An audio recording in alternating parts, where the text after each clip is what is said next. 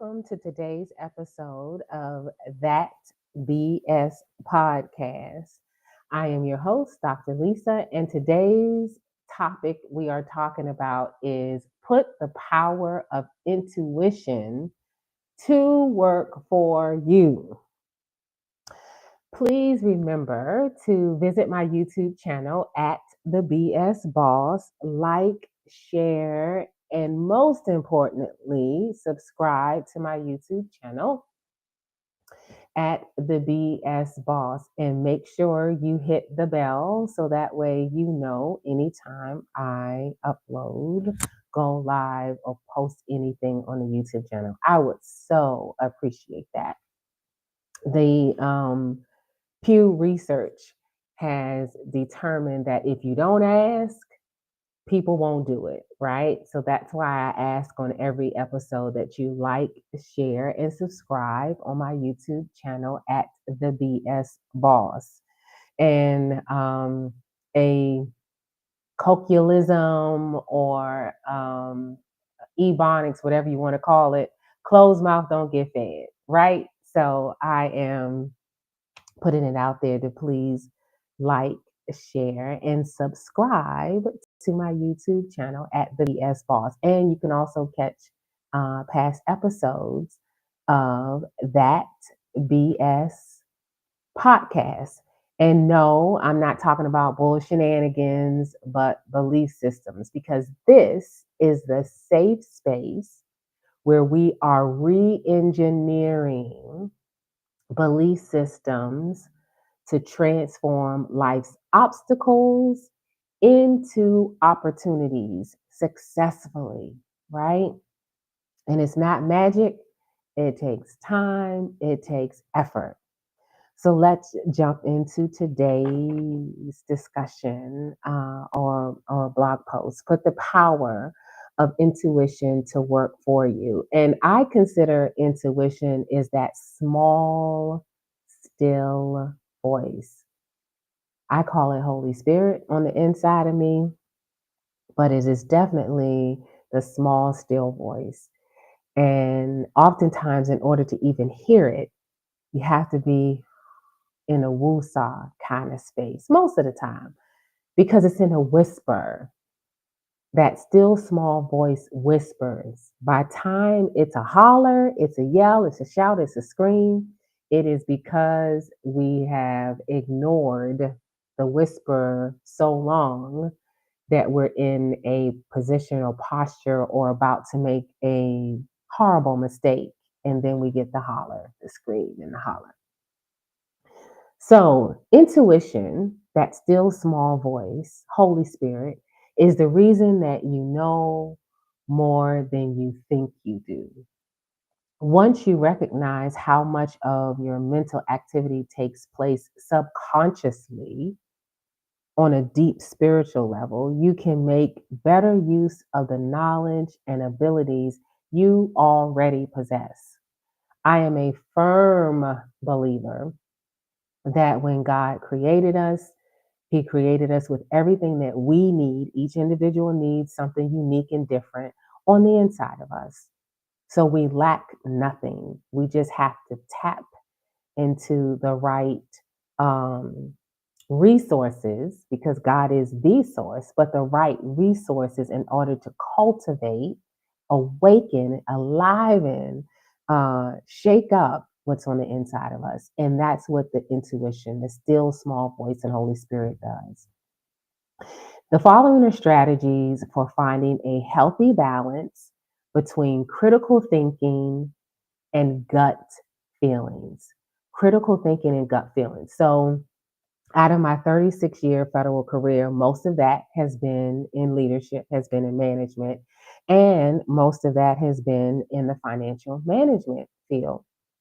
So although I learned skills, accounting and budget formulation and execution and justification and all of that, spreadsheets, numbers, dollars, all of those things, right? And the math has to math at the end of the day. 1+1 is 2 all day, every day. It doesn't matter where you go, what country you go into. 1+1 is 2, right? But in managing resources, other people's and your own, there is also an element that isn't often discussed, which is called the gut. I call it my sha na na, right? And being in finance, I always had to work at least a 3 year, minimum 3 year window, typically 3 to 5, but a minimum 3 year window.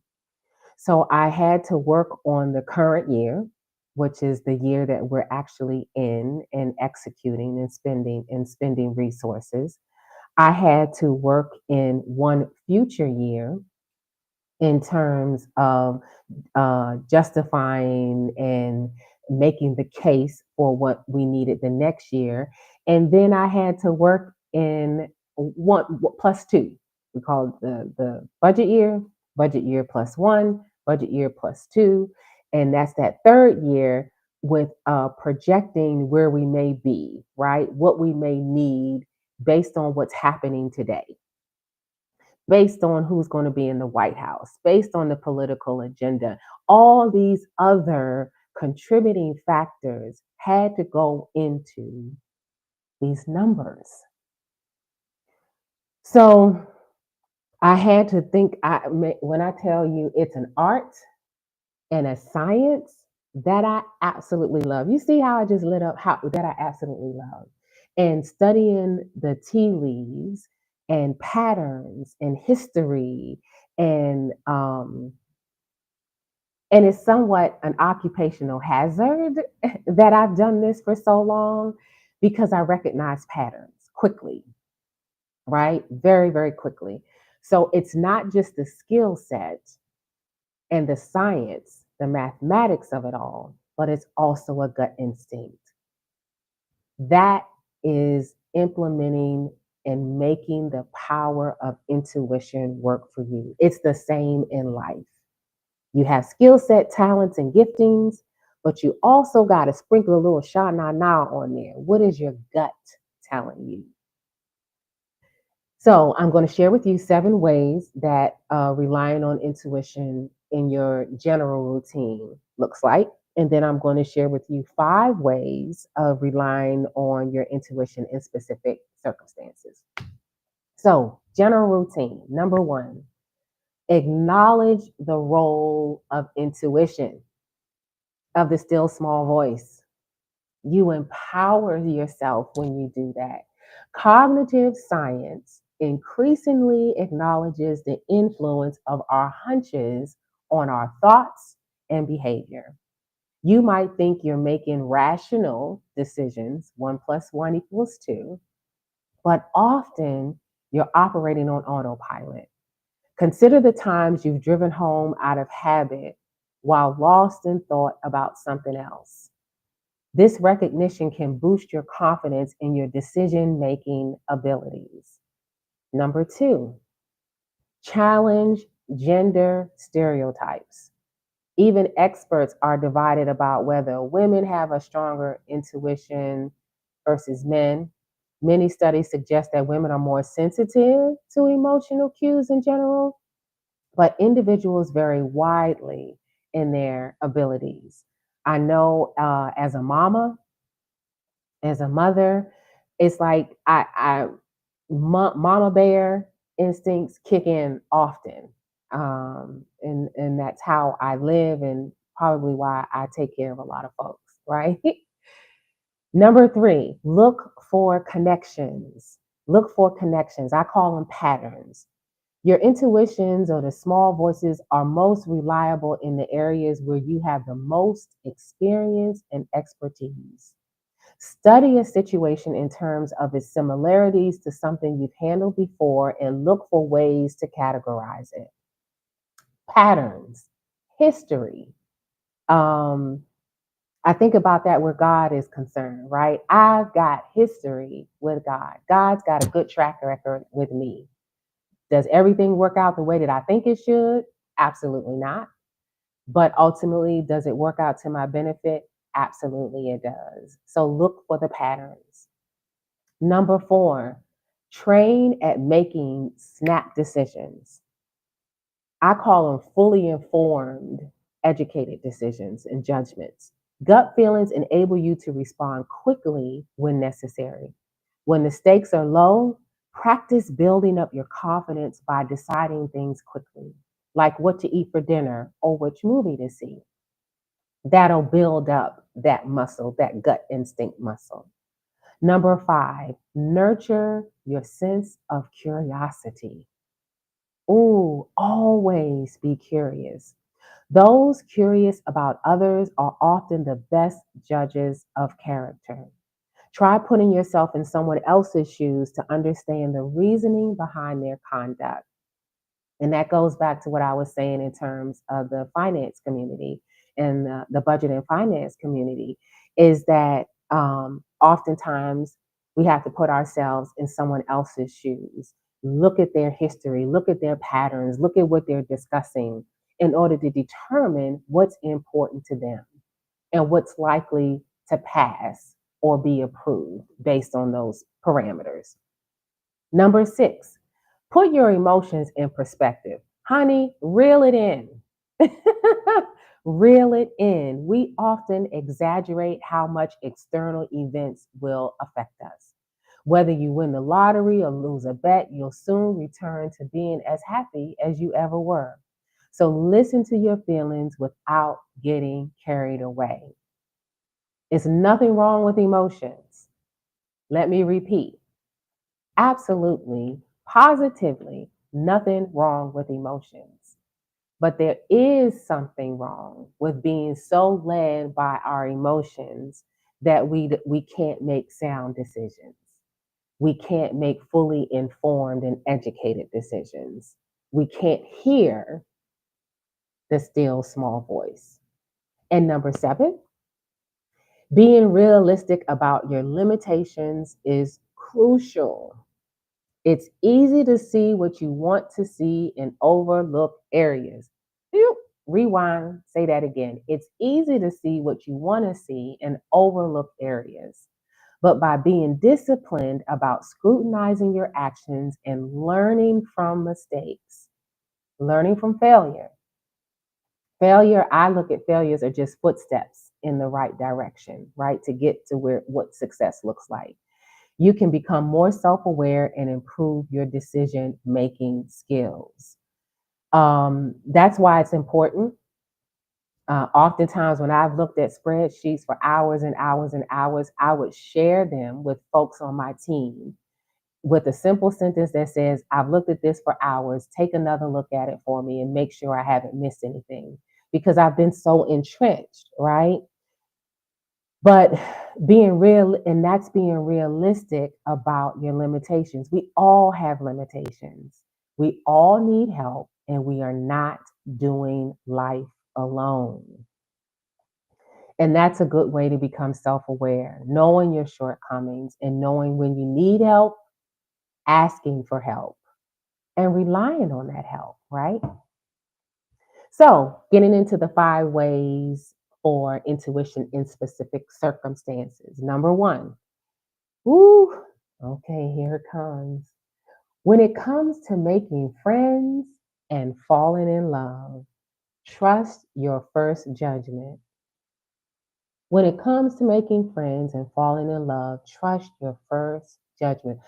Trust your first thought, your gut instinct, because it never fails. Just think about it. Just go in your mind, think in your heart, pull up a memory of somebody that you encountered.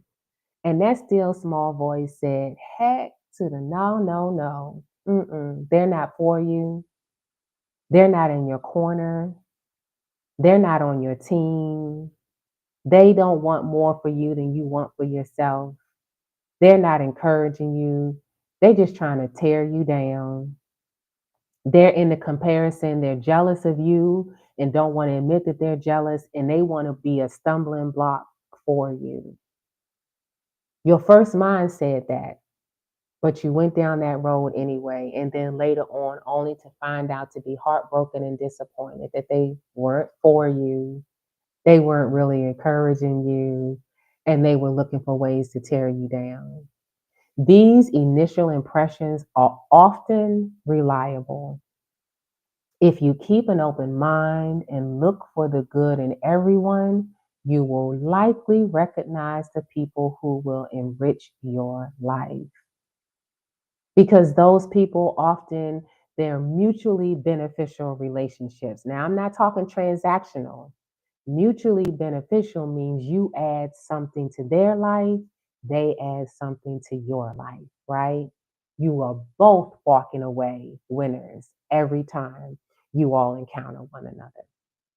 Number two, know when to stay silent. Mm-mm-mm. Know when to say nothing. For the sake of your relationships, it's often better to keep your hunches to yourself, even when they're accurate, or know the right timing. Again, that's listening to the small voice. Know when is the right time to say something. For example, your friend may not appreciate being reminded that her consumption of ice cream doubled after her divorce. At least not while she has that pint of Chunky Monkey Ben and Jerry's in her hand with the soup spoon going to town. Okay? Can you see that kind of hit a little personal close to home? At least wait until she finishes the ice cream, puts it back in the freezer, and sits down to continue the conversation. Then say something, but not when she's knee deep. I'm talking about elbows up in it, right? Just know when to say what you need to say and know how to say it, right? Number three, take pleasure in significant purchases. Enjoy it. For example, pick out a house you'll enjoy living in rather than getting distracted by real estate trends. You're likely to feel more satisfied in the long run. On the other hand, listen to the experts when you're making financial investments. So, when it comes to buying a house, buy what you want, right? Get what you want because ultimately you're going to be the one living in it. You're going to be the one paying a mortgage every month. And there is nothing worse than paying a bill every month for something that you don't like and you don't want to be in. That's not a good feeling. Number four, evaluate your fears. Evaluate your fears. To be fearful is normal, but evaluate the why and the root. Evolution makes us vulnerable to exaggerating fears with immediate and vivid consequences rather than more probable but subtler ones. Keep that in mind if you get more alarmed by killer bees than obesity. Let me run that back. If you're more concerned about killer bees, not that you shouldn't be, right? Than obesity, you got to evaluate your fears because obesity will shorten your lifespan and will take us out of here. Obesity leads to other medical conditions that can make our quality of life very poor. That can increase our medical expenses because we're taking pills and medications to fix things that could potentially be addressed by addressing the obesity. So make sure the fear is in the right place. And number five, and finally, listen to your conscience. Listen to the still small voice. Listen to Holy Spirit. Listen to your gut. Most healthy adults usually distinguish right from wrong spontaneously. You're on the right track if you feel comfortable with your actions and at ease with people knowing about them. When you feel at peace, that's a good sign and an indicator. If you're comfortable with your actions and comfortable with sharing those actions with people that you know, again, another indicator. So if you're in a relationship with someone that you can't or won't tell anybody about, that's a sign. Red flag, just as red as my lipstick and my nail polish. That is a sign. If you don't feel comfortable telling people, those in your inner circle, about who you're seeing, that's a problem. Something's wrong. You know something's wrong. And you don't want anybody else to call it to your attention. So that, listen, listen, Lucy, fix it, end it. Because if you can't talk about it, there's a reason for it, and get out. That's like the haunted house, the haunted movies, where you go into the house and the pictures are moving on the wall or doors are opening by themselves, and you like, but this is my dream home, and you stay there anyway and wonder why you're being tortured. No, ma'am, no, sir. Leave. Exit stage left. For sale sign in the yard. Out. Get out. Listen to your conscience. Listen to your still small voice. Go ahead and play your hunches as long as you also take the time to weigh the facts and test your conclusions. Your gut feeling always plays a big role in your relationships and decision making. So, becoming more aware of them and creating a process for listening to the still small voice will help you use your intuition more effectively. I hope you have been enlightened and encouraged and found that this is some BS that will help you transform some of your obstacles into opportunities. Now, let's go into what I like, Proverbs and Pearls.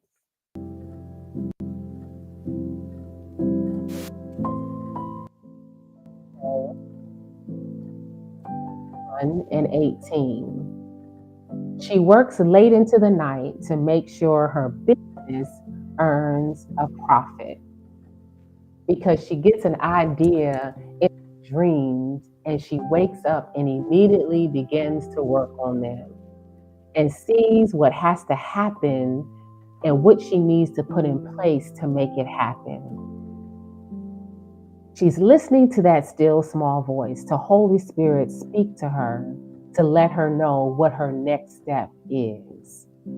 The same happens for you. So ponder this question today. What have been the results in your life when you have not followed your first mind or intuition? Now, for sure, that's some belief system right there that will help you re engineer your BS to transform life's obstacles into opportunities. What's happened historically in the past when you have not listened to that still small voice? If you're anything like me, it hasn't been good. So today, you have learned some skills, some examples on the power of intuition and putting that to work for you. Have a great day, and I look forward to seeing you next episode.